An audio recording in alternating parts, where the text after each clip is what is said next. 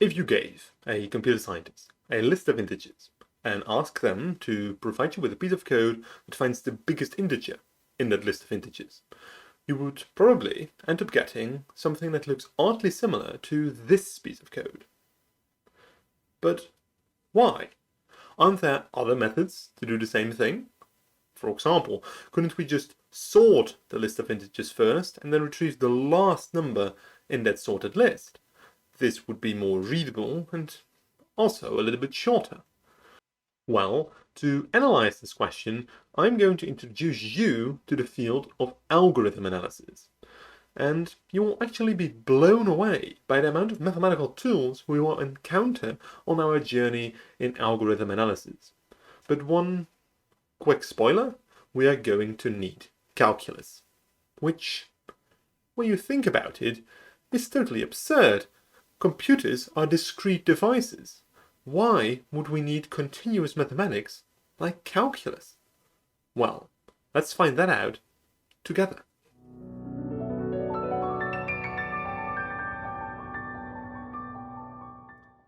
So, okay, we have this piece of code, but I don't want this to be like an introduction to programming course. So what I'm going to do is I'm going to explain what this algorithm, this piece of code, does visually. So we can build up some visual intuition, and then we can apply algorithm analysis with our knowledge of how the code works visually. To visualize this piece of code, I'm going to choose an arbitrary list of integers like this. Then I'm going to add two arrows. A red arrow, which will be denoting the currently highest found number, and a green arrow, which will be denoting the element we are going to inspect next. Now, in this case, the green arrow is pointing to the 8, and the red arrow to the 2. Since 8 is bigger than 2, we move the red arrow, and then move the green arrow. Since 1, pointed to by the green arrow now, is not bigger than 8, we do not move the red arrow, but we do move the green arrow again. Then 12 is bigger than 8, so we move the red arrow once more, and then the green arrow. However, 3 is not bigger than 12, so we do not move the red arrow, and at last the green arrow points to the last element in the list, so we can stop and know for certain that 12 has to be the biggest. So, now that we have some visual intuition about how our piece of code works, it's actually a great idea to note our steps down into some sort of flowchart. This will actually make it way easier for us to analyze what our program is actually doing. The first thing we did was adding two arrows. The first arrow pointing initially to the first element in the list, and the second arrow pointing to the second number in the list. So let's call this step our initialize step. Next, we compare the two numbers, the number pointed to by the index arrow and the number pointed to by the max arrow. If the max arrow still points to the highest number, we immediately just moved the index arrow one position.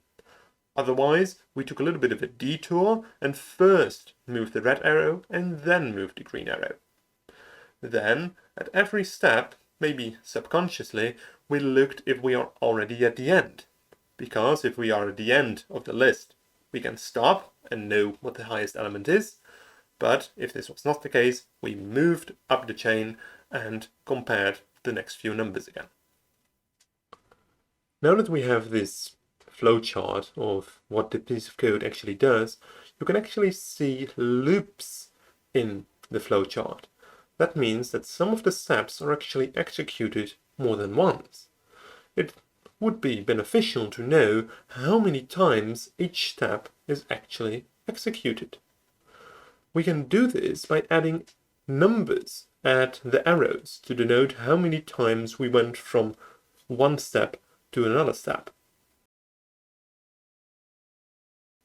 Well, let's just go through it and see how far we can go.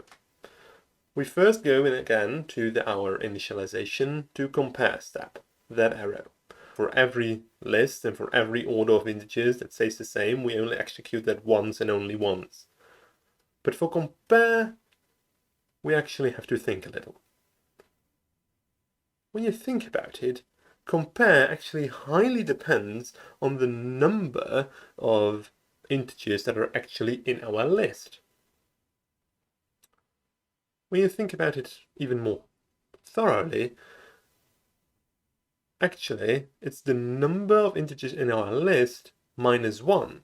That's the amount of comparisons that we do. Because if the list has 5 elements, we don't have to compare the first element with itself, and then we only have 4 elements left. So what actually would be great is to have a variable that indicates the length of our list. So let's just say that whenever I say the letter n, that I mean the length of our list. Now we know the amount of arrows going in are equal to the amount of arrows going out. We know that we are going to need to execute compare n-1 times. We already have one arrow going in for the initialization step, so we know that the other arrow going in has to be n-1 minus that 1 from our initialization, so we know that has to be n-2 times. And then it becomes even more trickier, because now we need to know how many times we actually take the detour of moving the red arrow or not moving the red arrow. And that highly depends on the relative order in which the integers are present in the list. And we're actually going to explore that question in a second, but let's for now just call this number that we don't know yet a. So we take the detour a times, and we do not take the detour how many times? Well, we can use the same trick again. We know that compare is executed n-1 times, and that has to equal the amount of arrows going out. So if we know that we have some integer a, then we know that the other arrow that goes out has to be n-1, the total amount of times compare is executed, minus a, minus the amount of times we do the detour. So n-1 minus a is actually the amount of times we do not take the detour. And then, one of the last steps, is actually quite easy. How many times do we check if we are at the last number? Well, we already know the 2 arrows that go in, so we can actually just add them up and know the number that actually has to be the arrow going out, because there is only 1 arrow going out. Well, we have n-1 minus a, and we have a. So if we do a plus minus a, you cancel the a's out, so you know it's just n-1 times. And then the end doesn't change because we can only finalize the algorithm once, so we add a 1 at the final step. We could now even check our work and see if all the arrows going in are equal to all the arrows going out. And I invite you to pause the video and do a quick check that this is the case for this flowchart as well. Add up all the numbers of the arrows that are going into a step and see if that is equal to all the numbers of the arrows that are going out of a single step. Whoa, wait a second, we still haven't figured out what this value a was. I promised you that I would explain how we could calculate it. Well, there's a slight problem. Since a not only depends on the size of the list, but also on the relative order of all the numbers, we can't actually find a formula in terms of just n that actually calculates a. But our journey doesn't stop there. It is actually quite common in algorithm analysis to have variables for which we just don't know an exact value.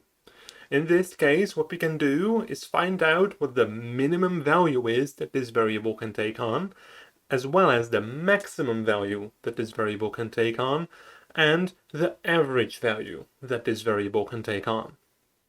We can then use these facts about our number and then analyze our flowchart again. But before we can answer this question, I am just going to introduce a little bit more notation just to make our lives a little bit easier to make general statements about any list instead of just examples. What I'm talking about is this notation. This notation has an L, square brackets, and a number between it.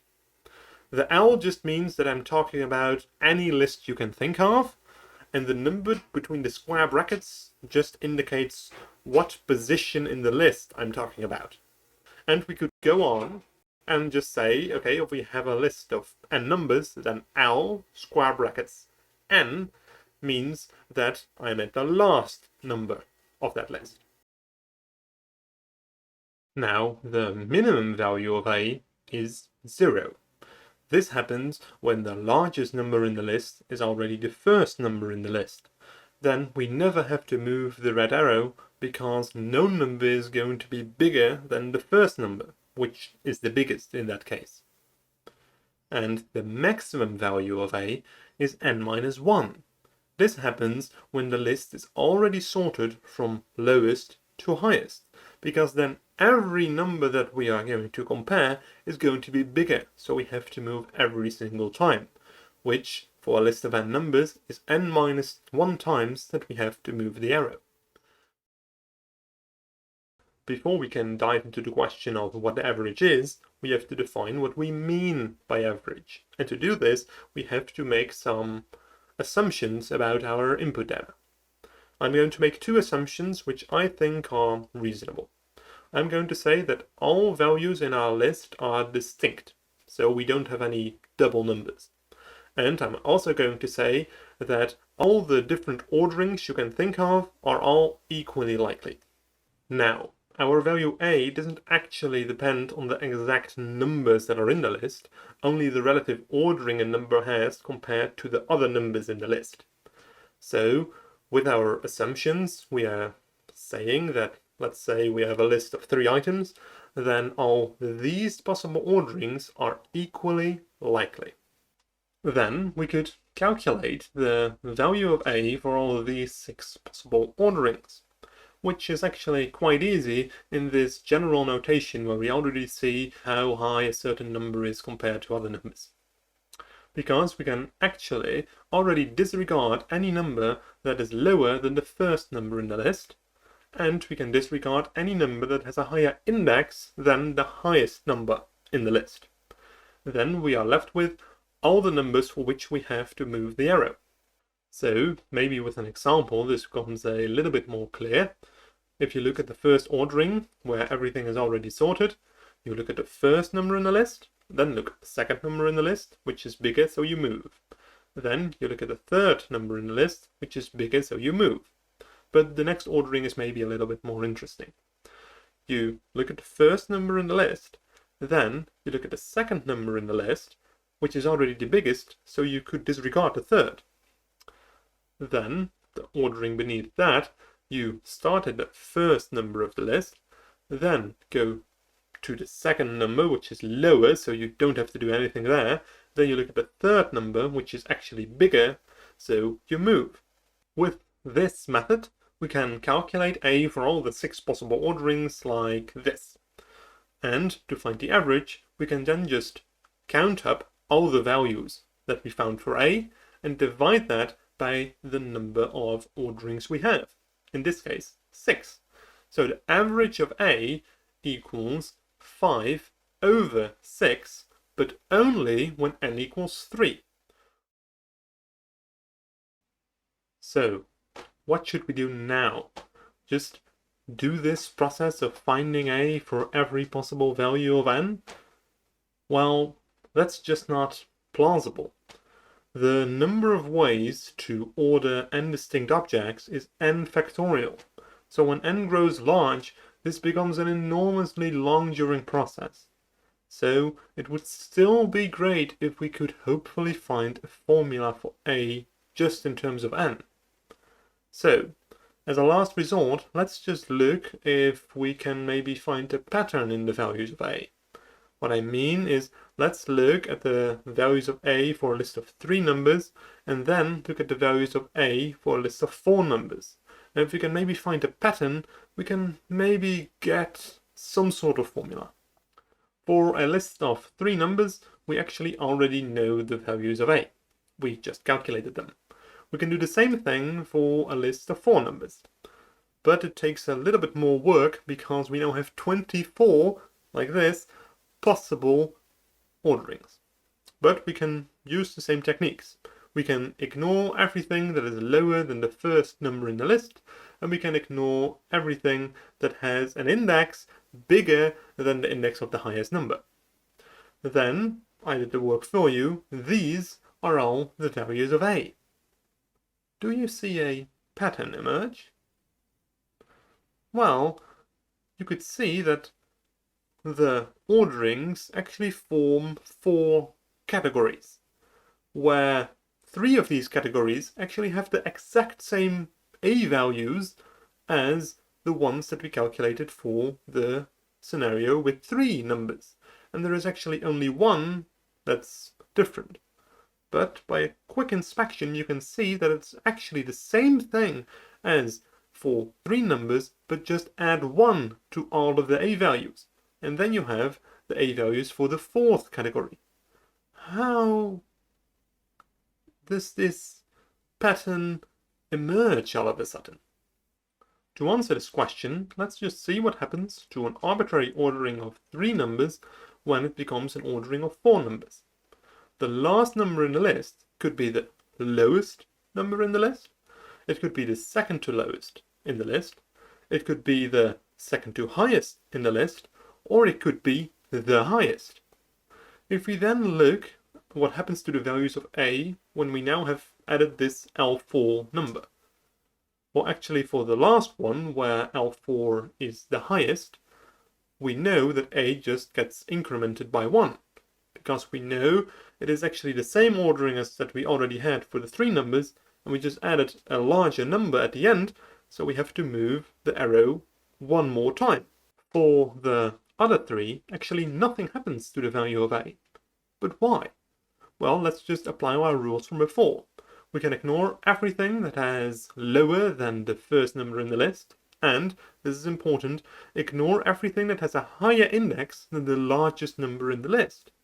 As you can see, the largest number in these 3 cases is never the 4th number.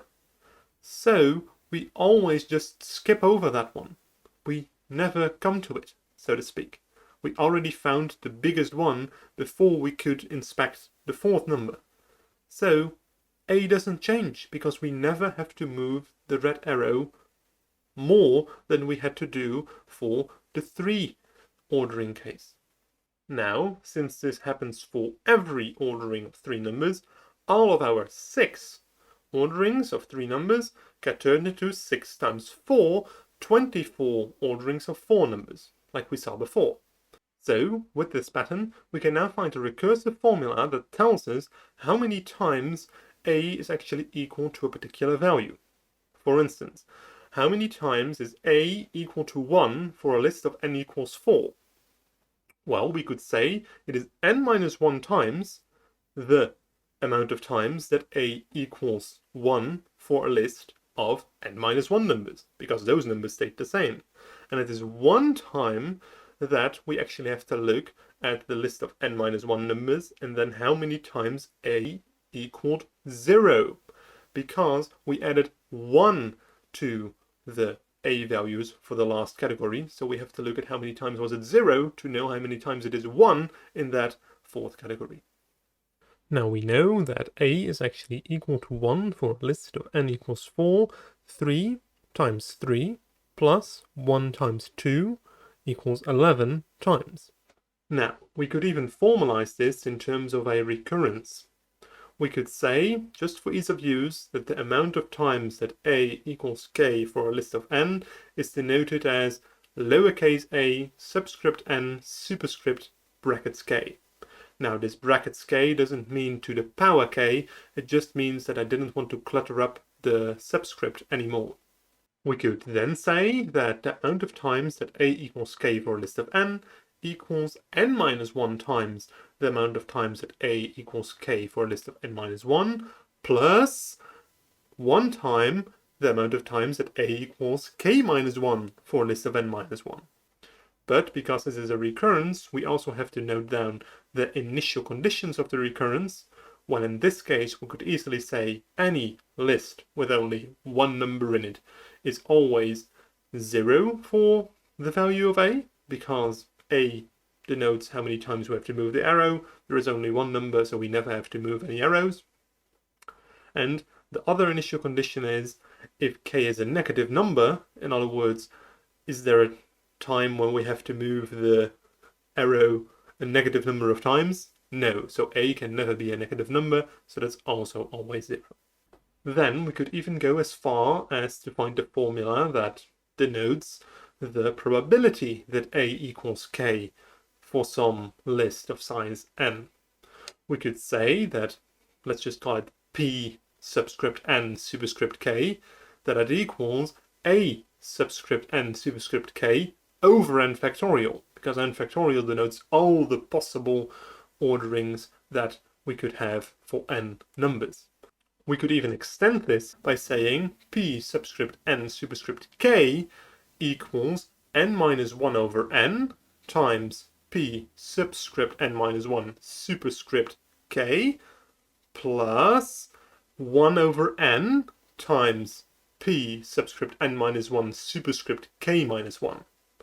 You would actually maybe think that we need to have the n factorial in as well, but because it is a recurrence on p, we actually only have to do it on n, because the p subscript n minus 1 case will already do the 1 over n minus 1 multiplication, and the p subscript n minus 2 will already do the 1 over n minus 2 multiplication all the way to a list of size 1. From these probabilities, we can now define the average of a for a list of size n, as usual, by the sum on k of k times p subscript n superscript k. And how are we actually going to find this sum on recurrences? Well, we could just apply our discrete math skills and see if we can find a closed form for our recurrence. But it is not guaranteed that a recurrence even has a closed form. That's why I want to show you a more general way of finding the average with so-called generating functions, which for our purposes I can only describe as a mathematical tool to find interesting characteristics of a sequence of numbers. So how is a generating function actually defined? Well, the trick is to start off with a power series, which becomes 1 plus x to the second, x to the third, etc. And then the sequence that we want to analyze can be encoded in the coefficients of this power series. Now, x in these generating functions actually has no real meaning. It's just there. The best way to describe it in a programmer's perspective is that it is like a temporary variable. It's just there in order to do some particular calculation that we want to do. In this case, we want to take the derivative of a generating function. Because it is not immediately clear from the generating function why we would even do all of this work, but if we take the derivative, it will become a little bit more clear. We can easily apply the power rule if we want to take the derivative with respect to x. Maybe it's still not obvious, but what happens if we evaluate this derivative at 1? Then all the x's just disappear, and the final form that we are left with is exactly the same thing as the average value of a subscript n, the average value of a for a list of n numbers. Now we can substitute our recursive definition for p into our generating function, and then we get something that looks like this. Now, this looks like an awful mess, but we can actually group all the terms that get multiplied by n minus 1 over n, and all the terms that get multiplied by 1 over n. And then we actually get, in between those brackets, two other sums on probabilities that really look like generating functions. Maybe we can find a pattern again. If we look at the first pattern of probabilities that get summed up, you can actually see that it is exactly the same thing as our previous generating function, but just everywhere there was an n is now an n minus 1. So it's just the g subscript n minus 1 of x generating function. For the second part that we wanted to analyze, it's actually a little bit different, but still quite similar. Because if we compare it to the generating function of n-1 of x, then you can see that it is actually the same thing, but everything is shifted a place. The p sub 0 is already multiplied by x, and the p sub 1 is multiplied by x squared, and to have it of g subscript n-1 of x, actually all we have to do is factor out 1x, and then it is exactly the same thing. This process is also called shifting the generating function. So we could say that our sum of probabilities is actually the same thing as g subscript n-1 of x times x. Then we can even group a few things together like this to make it algebraically easy to find the derivative. For the derivative, we need to look carefully at the multiplication rule for derivatives. I won't bother you with that right now, so here is the derivative. We could then finally evaluate our derivative at 1 and find the average. If we do this, you get 1 over n times the generating function sub n-1 of 1. Keep in mind this is just a generating function, not a derivative term. So we'll just look what happens if you evaluate the generating function at 1. Well, then it just becomes a sum of probabilities, and by definition a sum of probabilities has to add up to 1. So g sub anything of 1 always is just 1. So everything we are left with is the 1 over n term. Then the other term looks quite messy, but if we substitute a 1, it becomes n over n, which is just 1. So all we are left with is the generating function's derivative sub n-1 of 1.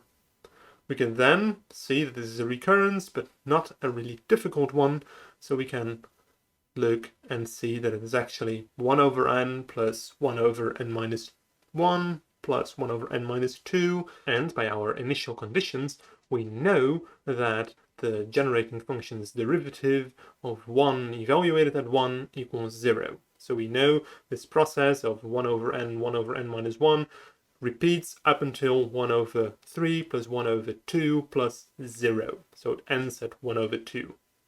And this is actually quite similar to the famous harmonic numbers, which are defined 1 over n minus 1, all the way up to 1 over 1. So it's actually off by 1. So we could say that our sum is the same thing as the harmonic numbers sub n minus 1. And then we finally found it. The average value of a is the harmonic numbers sub n minus 1. Now you would almost forget what we did all this work in the first place, but just by quick summary, we could look at our properties of a, substitute those in our flowchart, and compare that to this other piece of code. And then we can finally say which program is faster. Now, I'm not going to do the analysis on that piece of code because this video is already way too long, but if you just look to Wikipedia or something, it depends a little bit on which sorting algorithm you use, but most of them, in the best, the worst, and the average case, take around n times log n comparisons or operations. And you can quickly see, maybe by just looking at the flowchart, that our numbers are way lower than n times log n. But if you want to do a deep dive on sorting algorithms and time complexity analysis, then just subscribe to this channel, leave a like, and maybe I will make a video on that subject the next time.